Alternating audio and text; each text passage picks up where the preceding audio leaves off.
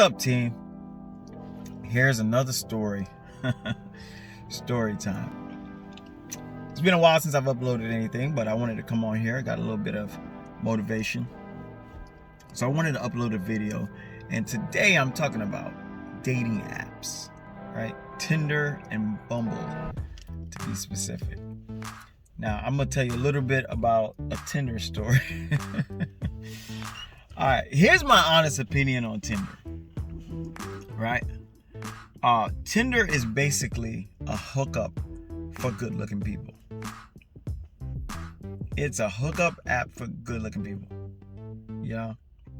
I think if you fit the mold that people find attractiveness, right? You will have a lot of success. If you can have your pictures manipulated, if you're fit, you're in shape, you know, you're good looking, you got good face symmetry, meaning your left side and your right side look the same, you know, you're flashy, you look lit, you know, what else? You look like you have money, you look like you have innate high value, and I'm talking about for men, right? You'll have a good time. Here's my own personal experience on that app. I had a terrible time. I'm not an ugly dude, right? I keep myself in shape. I'm pretty fit. I got a good career. I make a decent living. But when it comes to that app, I've literally swiped and swiped and swiped on all the people that I thought I would be a good match with. It became a game because I wasn't getting any matches. There'd be weeks that go by, and all I would get was this app trying to sell me their premium package, right? As if I ain't getting no matches now. You think I'm gonna pay for it to not get any matches? No way, Jose. No way, Jose. So, I mean, I like the idea of the app, right?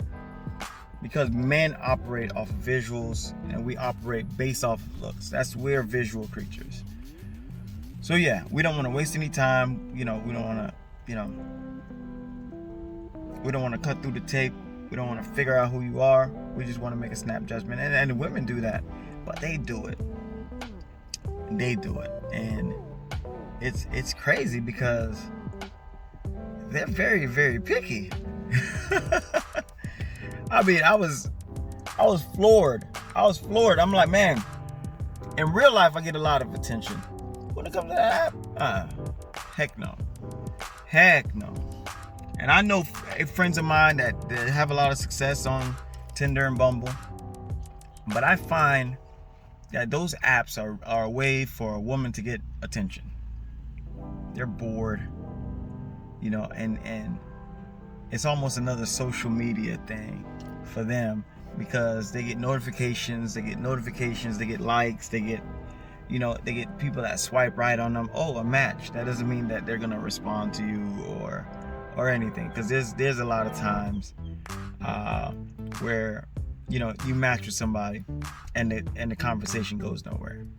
You know, and for the life of me, I don't understand that. It's like, we match, and now I still have to entertain you.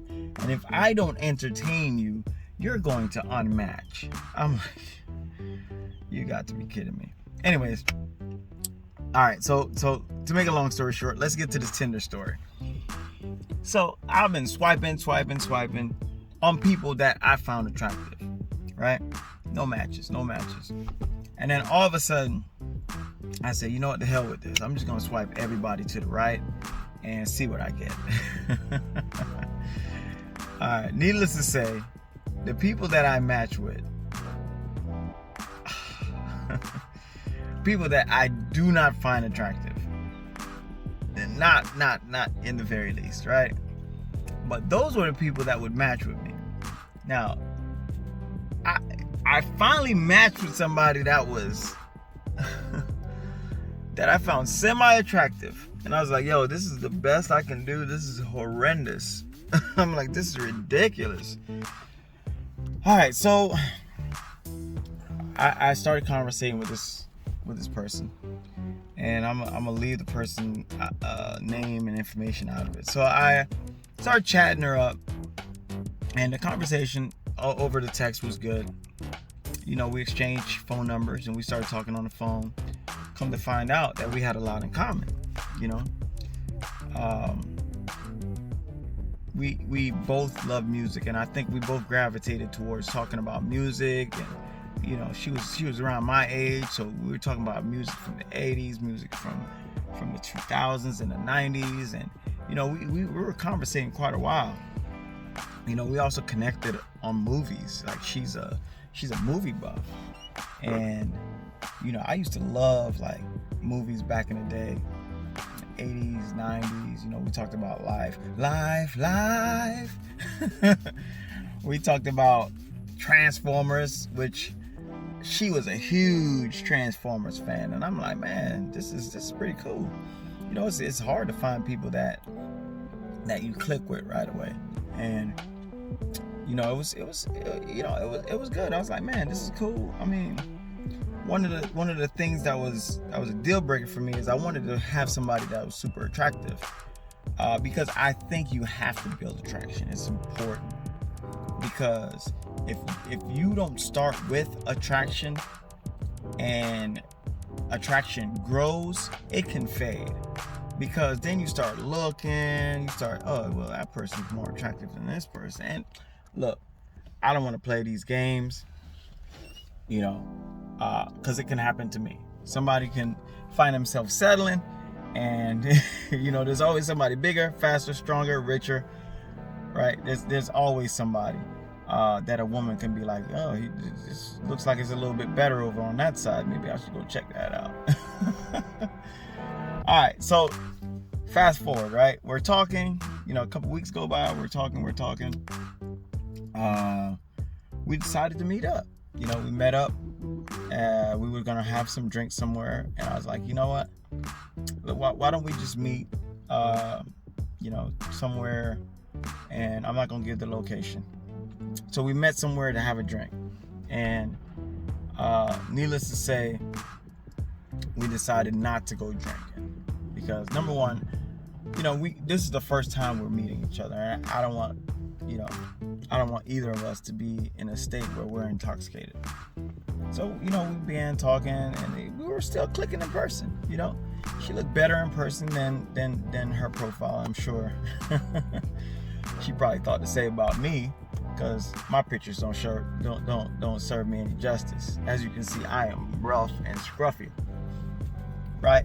So, you know, we started to click, and then she revealed that she had a child, and I'm like, it's interesting.